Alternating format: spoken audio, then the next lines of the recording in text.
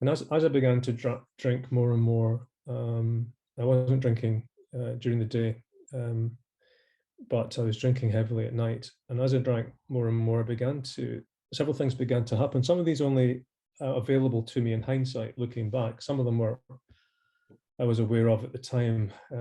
Decompensating was a huge thing. So I mean, my partners were all in the same position as me. They were all in a busy inner city general practice as well. They weren't drinking like I was drinking. I was using the if you had my life, you'd drink like me rationale, but it didn't stack up.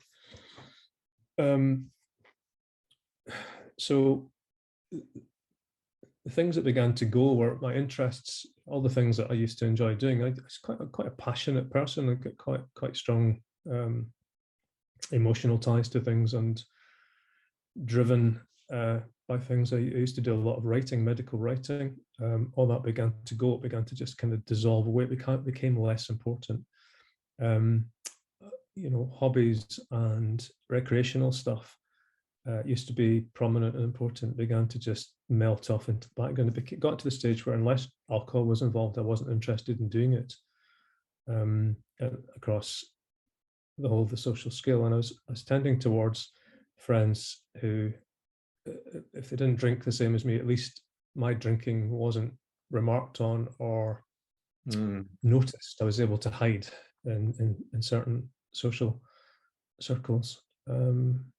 And all of this, most of it was not seen. I didn't recognize it at the time. Other people probably saw more of it than I did.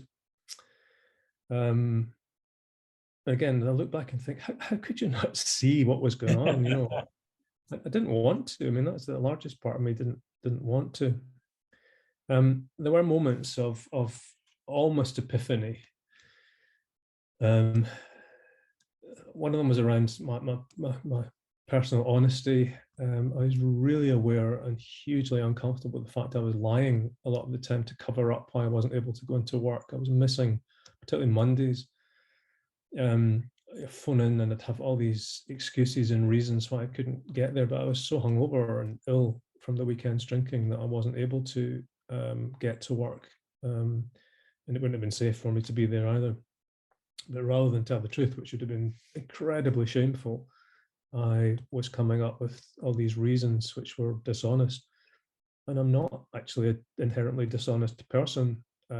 So when you live like that against your own kind of sense of values, you just heap up on top of the shame mountain until it gets bigger and bigger, and you're carrying this burden of secrets and the shame attached to that, and the shame attached to the change in the behavior and the person I was becoming.